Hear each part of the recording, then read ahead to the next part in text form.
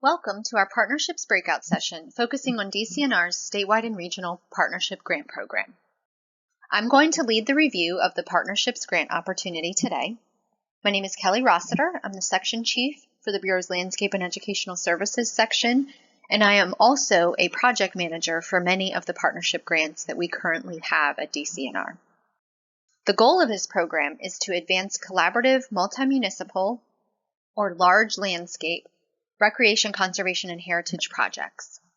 Throughout the course of this breakout session, you will learn about eligible project activities, funding sources and matching requirements, and strategies to create the most competitive grant application. Let's make sure you're in the right place. A partnership grant project is targeted towards the following characteristics. The project will have a regional or statewide impact or a landscape approach. The applicants cover a statewide or regional geography either as an organization or for their specific project. This can be a single municipality or authority that's engaging in multi-municipal projects or partnerships.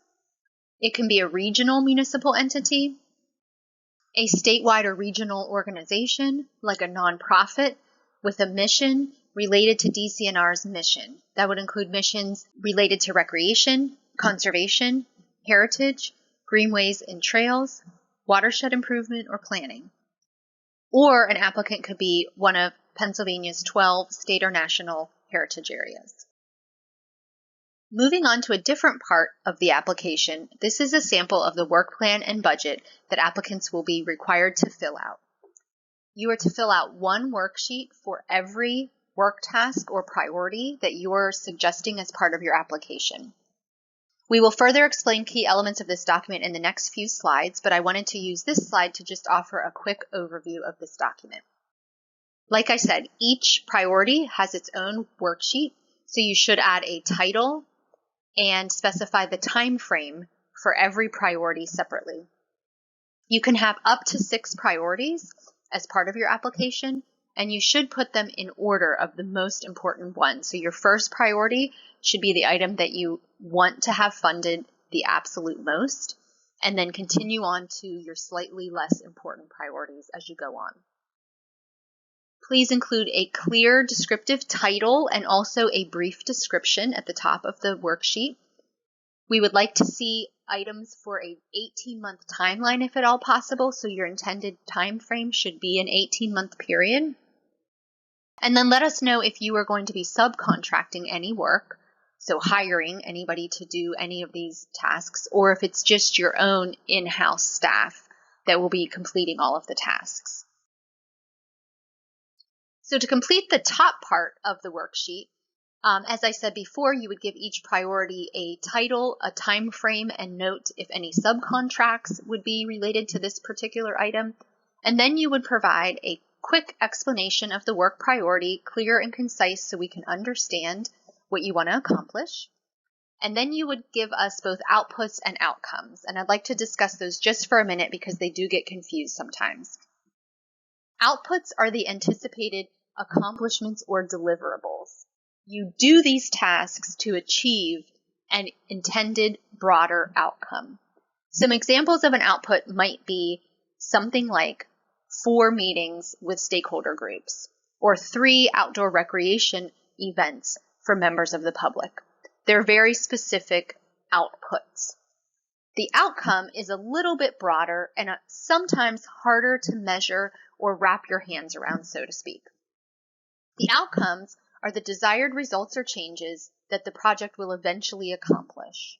Once you have completed the outputs, these are the changes that you're hoping will take place after those outputs, and it's a goal of the grant. So something related to this that could be an example would be to increase the knowledge of local community leaders related to cold water fish habitat, or build mountain biking confidence and competency among members of the public. Those are your broader desired outcomes. After you've explained to DCNR what the intent of your task is at the top of the sheet, you'll then explain the costs on the bottom of the sheet.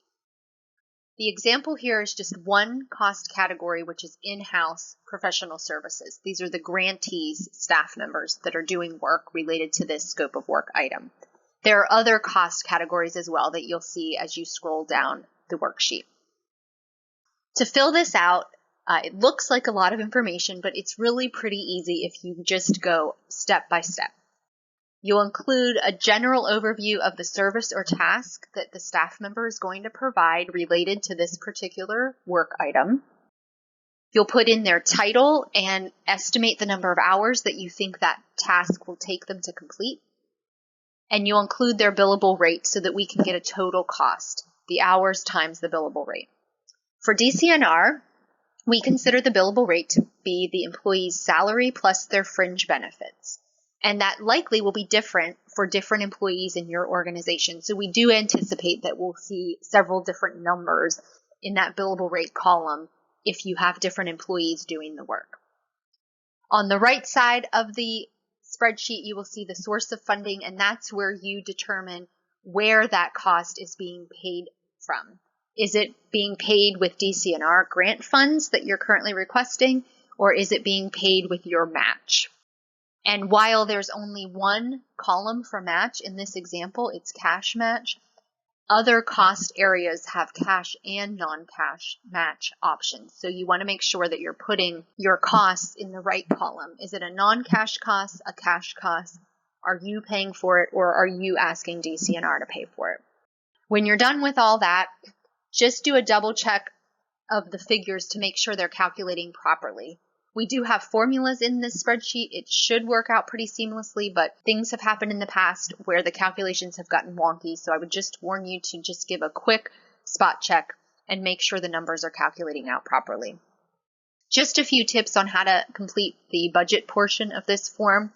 Make sure that you're only including costs that will be incurred during the grant period, and make sure they're eligible costs. We do have an eligible and ineligible cost policy that's available in the grant portal where you put in your application, so you could definitely look through that if you have any costs that you think might be questionable. We also have a Commonwealth-wide policy that allows us to reimburse subsistence costs only up to a certain amount. So you definitely need to see that any kind of subsistence costs that you're including in the budget meet that Commonwealth policy. And what I mean by subsistence costs are things like mileage and per diem meals and lodging costs and things like that. Just as a reminder, use your current billable rate or your current volunteer rate that's in effect right now, and then also identify your match as cash or non-cash. Again, if there are two available columns, make sure that's separated out. So moving on from the work plan and budget, I wanted to give you just a few tips to help you get the most points when you're filling out the more narrative questions on the application.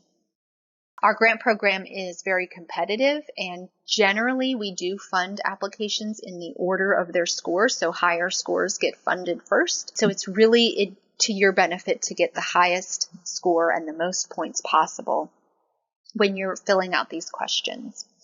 Again, if you're unsure how to answer a particular question, you can go to that little blue question mark next to the question, and that will give you a lot more information about what we're looking for, perhaps some help documents or resources, links to other sites that can help you. So there's a lot of good information there at those little question marks if you need it.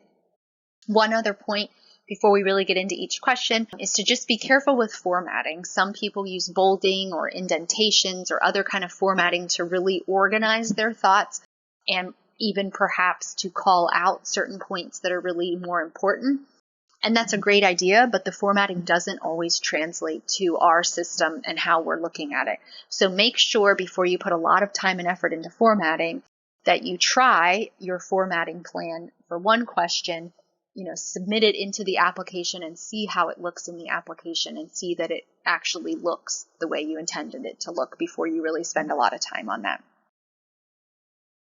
So first is ready to go. Ready to go isn't really a question as much as maybe a state of being, so to speak. You get 15 points for this. And this ready to go checklist was really detailed in our general session about the whole grant program. So I'm not going to go into details on every item, but I just wanted to point out for partnership applications, there's a few things that are really important here. One is the secured match. Again, you should have 20% in general, but your mini grant programs need to be 1-to-1 match. So if you are doing an application that involves a mini grant program and other work, your mini grant program should have a 1-to-1 match, and then the other work you're proposing could possibly have a lower match, as low as 20% if necessary, but that mini grant program has to be 1-to-1. Please make sure you have a clear and concise work plan and budget. Again, we're dealing with a lot of different sub-projects within an application, so we really want to be able to understand each project that you're proposing.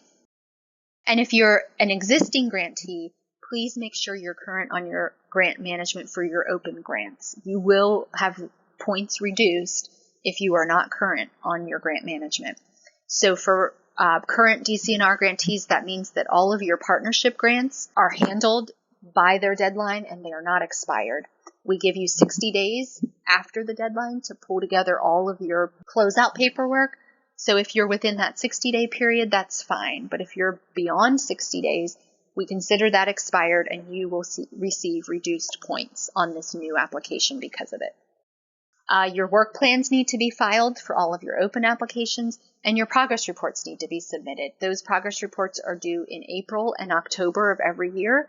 So when you apply, you should have the April one done at that time.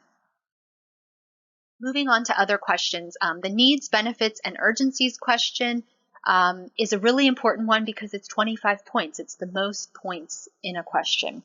So it is worth spending some time on this. Some tips here for partnership applicants specifically would be to explain the needs, benefits, and urgencies of every work plan item. So don't just focus on your first priority or your second priority. Really list out the needs, benefits, and urgencies of each one. And it can be pretty short. It can even be bullet points if that works for you, but just make sure you address all of them. Let us know why your project is needed and some ideas of things you might want to think about to move this forward. Are questions like, will this project fill a gap or maybe serve a new audience? Tell us about the outcome that this project is going to achieve. What is your end goal here with trying to do this project? When we're looking at urgencies, we're looking primarily at funding and safety are kind of the two biggest urgencies. So will the match funding or maybe the donations or other services you have lined up to contribute to this project, will those be lost if we don't do it right now? Similarly, does the project address a significant safety concern that we really have to address right now? We can't wait on this safety concern. It has to be done. So those are the kind of things we're looking at for an urgency. The next question is 5 points related to climate resiliency and green and sustainable practices. This one can be difficult for partnership grantees to answer unless you have some actual natural resource projects on your list of projects, but it can be a little more difficult. I listed here some ways that other grantees have answered this question that have been really successful and that make sense for partnership applicants. Those would be things like describing the business practices, administration, or operating policies of your organization that really put forth green and sustainable practices as a number one priority. If any of your proposed projects are going to use local materials or services, that's a good thing to mention here. Similarly, if any of your projects are going to offer members of the public or partners or stakeholders any kind of messaging or education or outreach that's going to be related to climate resiliency or green and sustainable practices, that is definitely something you want to mention here and that will get you a lot of points on this part of the application. Finally, if you are doing implementation projects that lend themselves to including some best management practices related to green and sustainable projects, then please do include them and tell us about them. If you're looking for ideas or you're looking for some of those BMPs, you may find them on our website. So I listed that here. We have a Green Community Parks page, and it really has a wealth of resources related to climate resiliency and green and sustainable best management practices. And you may be able to sift through those resources and find some ways that you could really incorporate into your project and level up your green and sustainable practices on your project. Please remember that if you are awarded a grant, you are expected to follow through on all the green and sustainable practices you identified in your grant and in this question. So make sure these practices really are appropriate and they're feasible and they're cost effective, and you're not going to suggest them to get a lot of points but then not really be able to follow through on them. Another question we ask is about how your project may create new opportunities, or maybe it builds upon current momentum. So for partnership work, sometimes this is programs that continue year after year, and it's kind of hard to tell the difference from one year to the next. So this can be a difficult question, but I listed here some ideas that seem to really help DCNR understand your project better and get you some good points on this question so we can relate to you here. One idea is to explain to us, what are your metrics or outputs? What are you measuring? How are we going to know if this is successful, or what have you been measuring? How are you getting closer to your goals over the years? If you've been funded either by DCNR or even by other organizations in the past, what have you accomplished with that? What have you done with that funding? What's like the return on investment, so to speak, with that funding? We'd also like to know how this new request will advance your work. So are you doing something different? Maybe there's a new opportunity or partnership that you didn't previously have available or you weren't able to capitalize on, but now you can. And if you had this additional funding support, you can do that. So definitely tell us how this is moving forward and where you've come from to get to this point. One example that a heritage area had given to us for this question in the past is related to their grant request to support the relocation of their headquarters. So they currently had offices in a pretty costly headquarters building, and they wanted to move to a smaller office in a historic landmark site. And that move was supported by their management action plan. And being that they were in a historic landmark area and they were near a lot of other partners and closer to the downtown and things like that, they could provide more opportunities for partnership and more programming. So it really made a lot of sense and it furthered their mission. So that was why they really wanted our support for that project. And that was a great example that's a little more unique for this kind of question. Another question we ask is about public involvement. DCNR wants to support projects that are embraced by local communities, so we really find public involvement important. We encourage you to engage the public and stakeholders and partners. You may engage them before, during, and after the project, and we'd like to see what you have planned for each of those stages of the project. Engagement options should make sense for your audience. So again, just like with the green and sustainable practices, don't propose, the latest and greatest, newest, exciting public involvement method if it doesn't really make sense for what you're trying to accomplish or for your particular constituency. So pick some methods and items that really further your plans and contribute to your projects.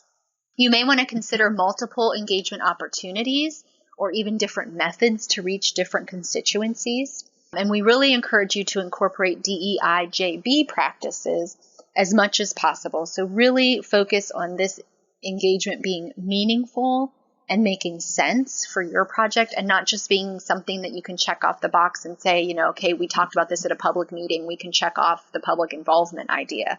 You really do want to get the public engaged and help them to learn about what you're doing. And we want to see the methods that you're doing that. Another question we ask about that has a lot of points, 15 points, is our outdoor recreation plan. So we have a statewide outdoor recreation plan, and we want to see how your proposed project fits in with that plan. So we ask you to address 3 action steps from the plan. Those action steps are found on pages 84 to 91. And we are asking for 3 total, not 3 per priority. So you may have several different projects that you're asking DCNR to support, but we really only need to see 3 actions from the plan that are linked to your plan priorities. Ideally, you will link different plan priorities to each action step. So instead of seeing how your mini grant program, for example, links up to 3 different plan actions, I'd like to see how your mini grant program links up to 1 action, and then some other part of your application links up to another action, so we're seeing how your whole proposal contributes to the outdoor recreation plan implementation. So that is some of the best tips I can give you for that, is to really spread out the plan actions and make sure that you're linking a lot of parts of your proposal to the plan. The best way to start this question is to become familiar with the plan. So I would advise you to dig into those action step pages towards the end of the plan and really understand what the plan is trying to accomplish to better understand how you can contribute to that. We gave an example here of a clear format and also some clear links to the work that someone else had provided in a past application. So providing the action step you're speaking to is really helpful. We also don't have them all memorized, so it's really helpful to list them out for us. So in this example, the applicant was noting that their work contributes to action step F, and that action step is to evaluate and update printed materials, displays, and programs to include untold cultural stories and ensure inclusive historical content. They are doing that in a couple ways. They're incorporating messaging into their community presentations. They're including specific messaging into their interpretive panels. And they're also offering a mini grant program that's going to prioritize projects that are focused on recreation for all. One of the other questions we ask is about operation, maintenance, and stewardship. Here, it's important to take time to think through how your scope of work will be sustained over time. Projects should be meaningful and lasting. So do you have a maintenance or sustainability plan for the proposed project? If you don't, or if maybe that doesn't make sense for your project, how are you going to sustain the project over time? If DCNR isn't able to fund this year or maybe next year, how are you still going to proceed with the project? Are there fees that you could use to help cover costs, or some other unique way that you can make sure that this program or initiative continues long term? Some other efforts applicants have suggested that support their operation, maintenance, and stewardship of their programs are efforts to cultivate diverse and active boards, identifying committed funding outside of DCNR, and then also cultivating citizen stewardship groups that may be able to maintain physical facilities or investment. As part of the application, we also dedicate 10 points to local, county, and regional plans. So here we do want to see plans that are more related to your area and your work. We do not want to see the outdoor recreation plan again, so please do not mention the outdoor recreation plan. We give you space to tell us about 3 plans, and the best way to answer this question is to highlight plans that support different priorities. Just like with the outdoor recreation plan, we want to see multiple priorities highlighted, not just one priority over and over and over again. And we want to see plans that identify your project as a high priority or early implementation project. So if possible, choose those plans. If you don't have any plans that specifically call out your exact project, then you'll want to pick plans that just relate pretty heavily to your project, even if your project isn't specifically called out in them. We want to understand from your answer here how your project advances this plan. If this plan has certain recommendations, how are you actually fulfilling those recommendations?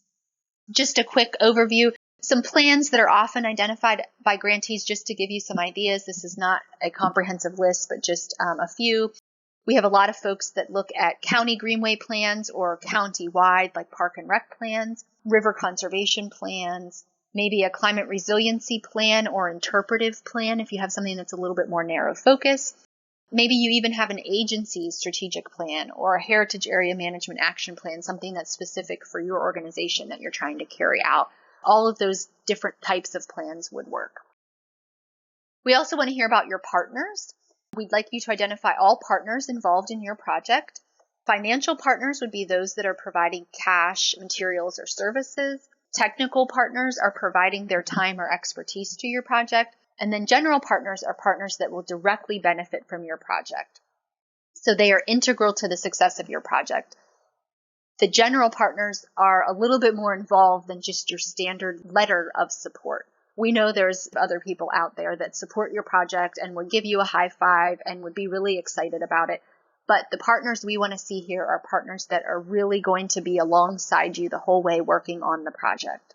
Each of these partners should submit a letter of commitment detailing their involvement or their contribution, if it is financial or technical support, so that we can see from their perspective that they also acknowledge this commitment. And we encourage you to join forces. Maybe you can join a broad partnership that could further both of your goals. So you might be in a conservation landscape area or nearby a heritage area that you could work together on projects.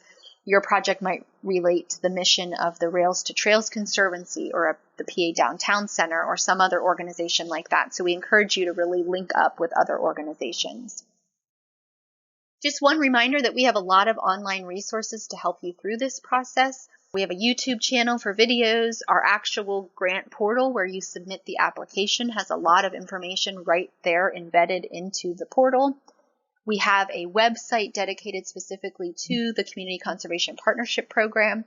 And then the Outdoor Recreation Plan has its own web page where you can find the plan, but you can also find all kinds of supporting research and interactive maps and tools to help you understand the plan and the background behind the findings of the plan. Just some final reminders and tips. This application does take some time to assemble, and some of the parts of the application may require assistance from consultants, or they may require signatures from folks in your organization or municipality leaders. So you definitely want to start well in advance of the deadline. Make sure you're an eligible applicant, which means you need your Bureau of Charitable Organization status if you are a nonprofit. Make sure your project can be done in 18 months. If at all possible, you will be given a 3-year grant period, so it can take up to 3 years, but we really prefer 18 months, and we will score projects higher if they are 18 months. We have a soft cap of $300,000 for partnership grants, so do your very best to get within that cap.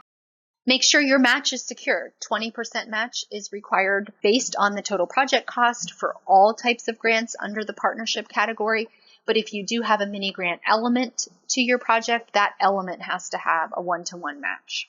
And then obviously, as I've mentioned before, if you are an existing grantee, please make sure you are current on your grant requirements. You will lose points on your application if you are not up to date on your partnership grant requirements. Finally, we have regional advisors out and about across the state to help you with your grant application, and they also can answer some eligibility requirements. If you're not even sure your project is eligible or you're not sure if a certain cost would be eligible to DCNR, you can talk to your regional advisor. So please do lean on them. As you can see, many of them cover very large regions of the state, so get to them early. Their schedules fill up really quickly for February and March, so the earlier you can contact them to talk about your project or to come visit your project, the better. Good luck with your application submittal. I look forward to seeing it in April.